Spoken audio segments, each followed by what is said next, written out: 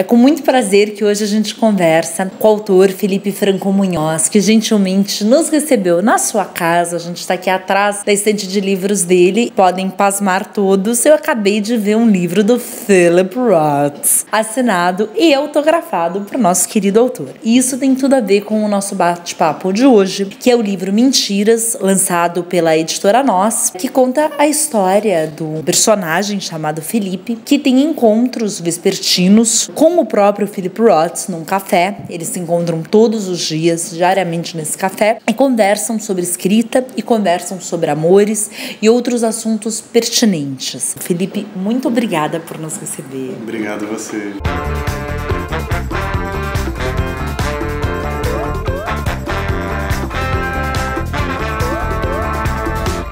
Me conta uma coisa, por que e como você é sempre tão elegante nos nossos tempos? De onde veio essa elegância?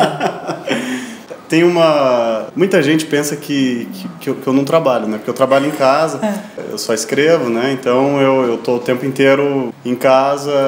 Então quando eu saio na rua eu tenho vontade de colocar uma roupa assim, né? Mas é engraçado. Outro dia eu dei uma entrevista pra Aline Bay. Ela tava comparando, que eu expliquei isso pra ela, e no texto que ela fez, ela disse que seria um ato político, né? Então, que é mostrar pra sociedade que não, realmente é o trabalho, né? Que ela tava falando pra mim, você fica assim de terno na rua, como é que você escreve? Eu falei, eu escrevo pelado.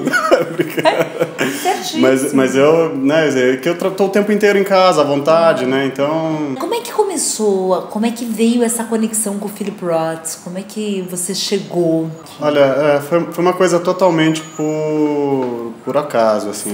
Eu tinha feito um livro de contos que acabou não sendo publicado. E eu tinha uma influência muito grande de Kafka, de Borges, assim, esses autores que têm um texto mais... com um pouco diálogo, né? E eu percebi que eu estava reproduzindo isso Porque é engraçado, né? A gente escreve, principalmente nesse comecinho mesmo, muito por imitação, né? A gente vai pegando influências de outros autores, desses autores que a gente gosta muito, né? Que no meu caso tinha esses casos de Kafka, de Borges. Eu lembro, na época eu estava lendo muito isso. E esses contos, quando eu terminei o livro, eu deixei um tempo de gaveta.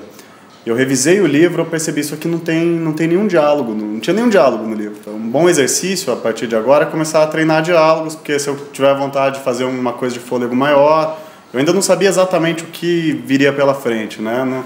Não estava assim pensando eu vou fazer um romance, né? Então, mas eu tinha isso na cabeça, eu queria treinar diálogos. Então eu conversava com as pessoas, eu chegava em casa e tentava reproduzir. Porque a vontade no começo era de que o diálogo fosse essa coisa bem próxima da oralidade, né? Que depois eu acabei, no Mentiras mesmo, já não é assim, né? Sim. A proposta é diferente. Comentando com alguns amigos sobre essa questão que estava presente na minha vida, né? De uma forma bastante importante, né? Que era pesquisar autores que escrevessem bons diálogos, né? Então estava lendo Hemingway, estava lendo... Esses autores são conhecidos por bons fazedores de diálogo. E me indicaram o Deception, do Philip Roth, que é um livro inteiro em diálogos. E aí eu fui ler e eu achei muito interessante a estrutura do texto, além de como o diálogo é escrito, que também é muito bom, né? Mas a estrutura do texto, que é o personagem Philip que é, mas não é ele mesmo, e está trabalhando sobre aquele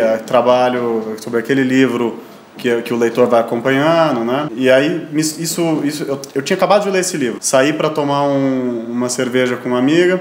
Ela me contou histórias assim de um jeito muito franco, muito diferente do que a gente está acostumado até de primeiros encontros, assim. E ela contou coisas sobre o passado dela, sobre a família dela, sexo, drogas, de um jeito muito assustador. E eu cheguei em casa e comecei a reproduzir esse diálogo, e eu lembro que eu passei a madrugada inteira transcrevendo isso. Eu sou um escritor de manhã, né? Não costumo fazer isso. Eu passei a noite inteira fazendo isso. No dia seguinte, quando eu acordei, fui reler o texto, eu achei que podia ter um começo de personagem ali, que acabou virando o que é a Thaís, né, no livro. Mas eu achei que ainda não era aquilo, sabe? Então eu joguei uma voz do Philip, que seria o personagem do Deception, criticando o que estava acontecendo ali no texto, né? Assim que surgiu a ideia. Era o único livro do Philip Roth que eu tinha lido, então assim, eu não sabia praticamente nada sobre aquele autor, né? E eu tive a ideia de que esse personagem respondesse, entrasse ali de alguma forma na história, né? E aí eu comecei a ler os livros, sistematicamente todos os livros do Philip Roth, Eu achei que a partir de certo ponto eu percebi que aquilo ali ia ser um romance mesmo, que tinha deixado de ser um exercício, né? E que então eu deveria transformar esse personagem Philip num personagem mais consistente. Então eu fui lendo todos os livros dele, assim. Então é uma coisa assim que acabou acontecendo, assim, não foi porque assim, eu era um apaixonado pela obra do Philip Roth. Não, eu gosto, eu acabei me envolvendo muito e gostei muito, né, do texto dele, mas aconteceu, né? E eu coloquei como restrição para mim que eu só terminaria o livro quando eu tivesse lido toda a obra do Philip Roth e inserido de forma implícita na narrativa trechos de todos os livros dele. Inclusive nas duas personagens femininas a gente encontra várias passagens ou algumas... E várias personagens dele. Dele que você conseguiu condensar nas enxutas personagens. São poucas personagens no livro e a gente encontra lá. Para fãs do Philip Roth, como eu sou, e acho que grande parte aqui do nosso público ler Mentiras é fazer mesmo um encontro com o autor.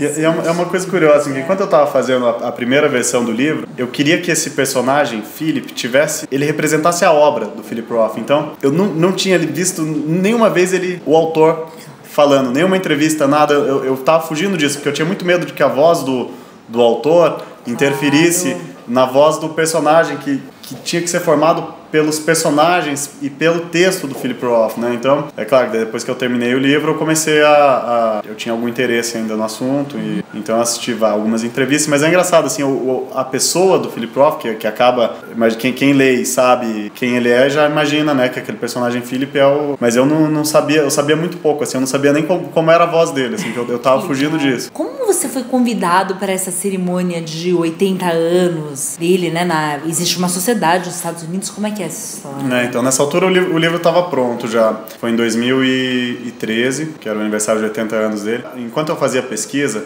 muita coisa é difícil de achar. Inclusive, eu li a obra inteira dele que está disponível, né? Mas ele, por exemplo, ele fez um livrinho acho que é de 20 ou 30 páginas, que ele mesmo fez e distribuiu para alguns amigos que eu nunca tive acesso.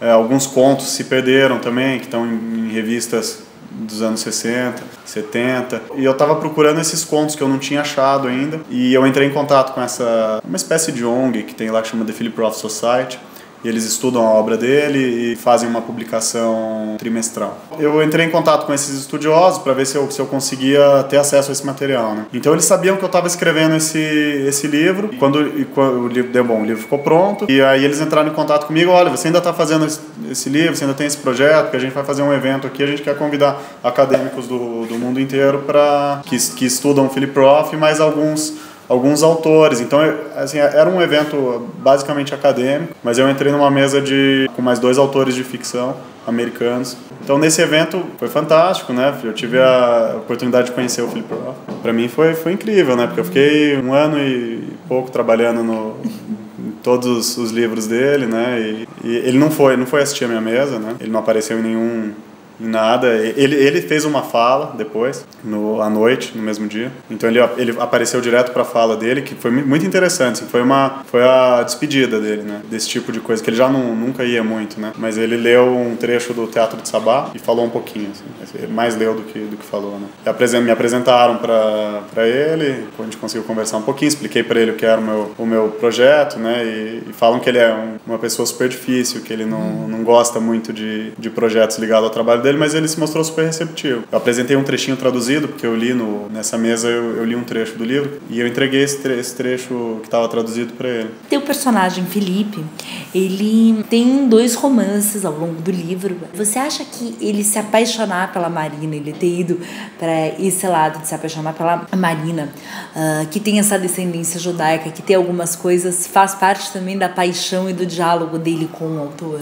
Certamente. Ali o personagem Felipe, ele tá muito interessado na questão do judaísmo, né? Porque de repente ele se dá conta de que essa temática é tão importante na obra do Philip Roth, nesse livro que ele está fazendo durante o próprio livro, né? Não tá entrando com a dimensão que deveria, né? A entrada da Marina na trama é um mecanismo do personagem Felipe para puxar a questão judaica para dentro do texto. E pessoas como ele, você acha que desprezam mesmo a paixão, assim como os personagens do Philip, por outras pessoas assim mais burrinhas? Porque a questão da Thaís, assim, ela é uma mulher muito atraente, mas ela é meio burrinha, a gente não vai negar, né? Olha, eu não sei, é engraçado, né? A Thaís eu lembro que talvez a personagem mais forte que tem dentro da Thaís é a Faunia Farley, que é da Marco Mann. Sim. E a Faunia Farley também tem um pouco essa questão de ser uma mulher sexo, assim, né?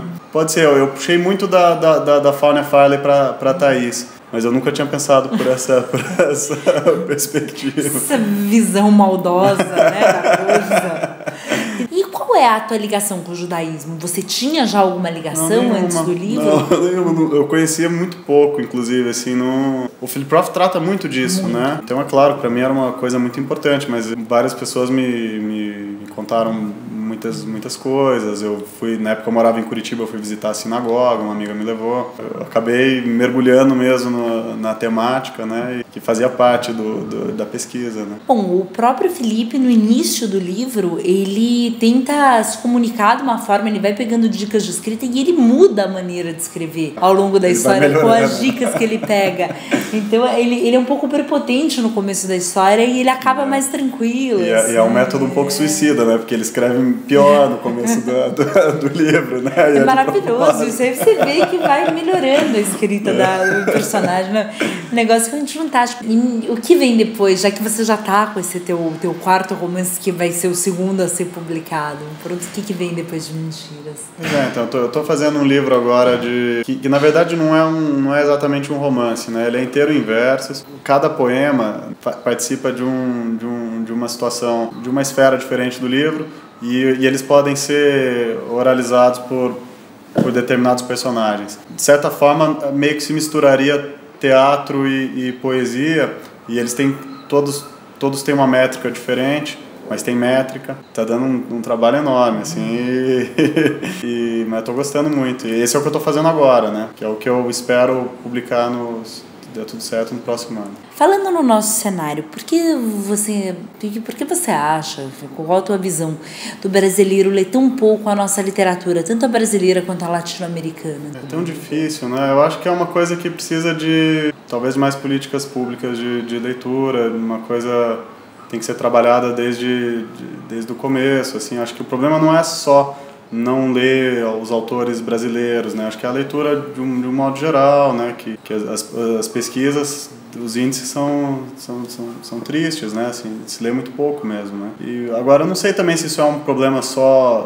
do Brasil ou se eu acho que a tendência do mundo é que se lê cada vez menos mesmo, porque o livro compete com muitas outras coisas, né? E com as séries de televisão, com as redes sociais, então acho que não é que a literatura vai acabar nem nada assim. Nosso público é super interessado, né, em literatura, de verdade. A gente joga aqui algumas indicações, as pessoas leem, vêm com retorno. Se pudesse deixar algumas indicações de literatura brasileira e latino-americana contemporânea, bem como a proposta do canal, o que você deixaria aqui? A gente estava falando aqui agora, né, em off, sobre o Fernando Valerro, que eu acho bem interessante. Ele tem uma voz narrativa própria que eu acho que vale a pena ser mencionado, um autor colombiano.